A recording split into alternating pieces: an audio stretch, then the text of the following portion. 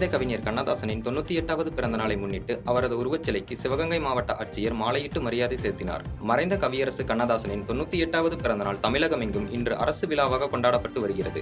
அந்த வகையில் சிவகங்கை மாவட்டம் காரைக்குடியில் கவிஞர் கண்ணதாசனின் நினைவாக கட்டப்பட்டுள்ள மணிமண்டபத்தில் உள்ள அவரது உருவச்சிலைக்கு அரசு சார்பில் தேவக்கோட்டை கோட்டாட்சியர் பால்துரை, காரைக்குடி வட்டாட்சியர் தங்கமணி, கவிஞர் கண்ணதாசனின் மகள் விசாலாட்சி ஆகியோர் மாலை அணிவித்து மரியாதை செலுத்தினர்.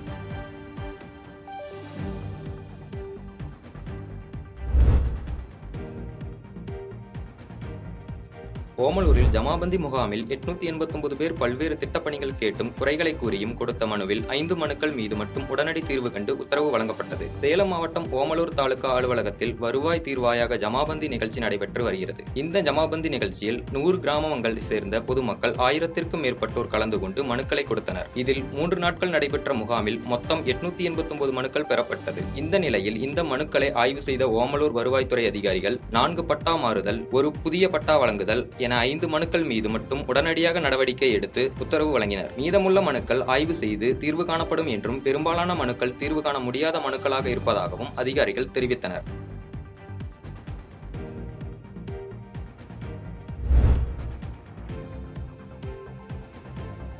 பொன்னமராவதி அருகே காரையூரில் முறையான அனுமதி பெறாமல் தமிழக வெற்றிக் கழகத்தின் சார்பில் நீளமான பிளக்ஸ் பேனர் வைக்கப்பட்டுள்ளதால் பொதுமக்களுக்கு இடையூறாக ஏற்படுவதாக குற்றச்சாட்டியுள்ளனர். தமிழக வெற்றிக் கழக தலைவர் மற்றும் நடிகருமான விஜயின் பிறந்தநாள் கடந்த 22ஆம் தேதி கொண்டாடப்பட்டது.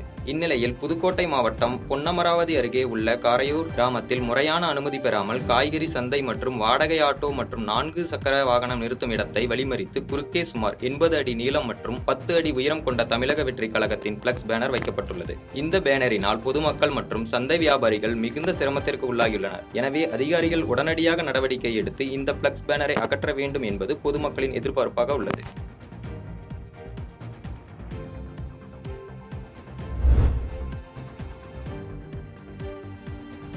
பாதாள சாக்கடை திட்டத்தின் கீழ் இணைப்பு வழங்காத நகராட்சி நிர்வாகத்தை கண்டித்து முன்னாள் வேளாண்மைத்துறை அலுவலர் தர்ணா போராட்டத்தில் ஈடுபட்டார். நாமக்கல் மாவட்டம் நகராட்சி 16வது வார்டு பகுதியை சேர்ந்த மகாலிங்கம் இவர் வேளாண்மை துறையில் உதவி அலுவலராக பணியாற்ற ஓய்வு பெற்றார். இவர் பணியில் இருந்தபோது நாமக்கல் 16வது வார்டு பாதாள சாக்கடை திட்டத்தின் கீழ் இணைப்பு தனது பகுதியில் உள்ள வீட்டிற்கு நகராட்சியரிடம் ரூபாய் பணம் கட்டி மனு செய்து இருந்தார். 15 ஆண்டு காலமாக நகராட்சி நிர்வாகம் மனு மீது எந்தவித நடவடிக்கை எடுக்காத நிலையில் இன்று கோரிக்கை அடங்கிய மனு கழுத்தில் அடையாளமாக மாட்டிக்கொண்டு தர்ணாவில் ஈடுபட்டார். பின்னர் பாதுகாப்பு பணியில் இருந்த போலீசார் மகாலிங்கத்தின் கோரிக்கைகளை ஏற்று விசாரணைக்காக மாவட்ட ஆட்சியரிடம் அழைத்துச் சென்றனர்.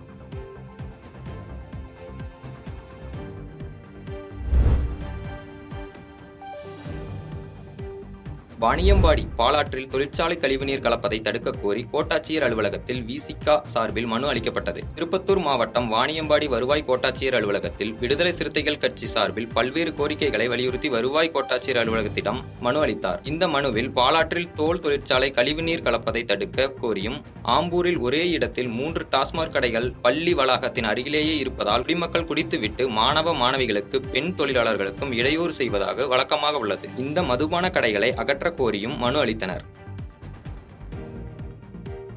பாதகம் செய்பவரை கண்டால் நாம் பயங்கொள்ளலாகாது பாப்பா, மோதி மிதித்து விடு பாப்பா, அவர் முகத்தில் உமிழ்ந்து விடு பாப்பா.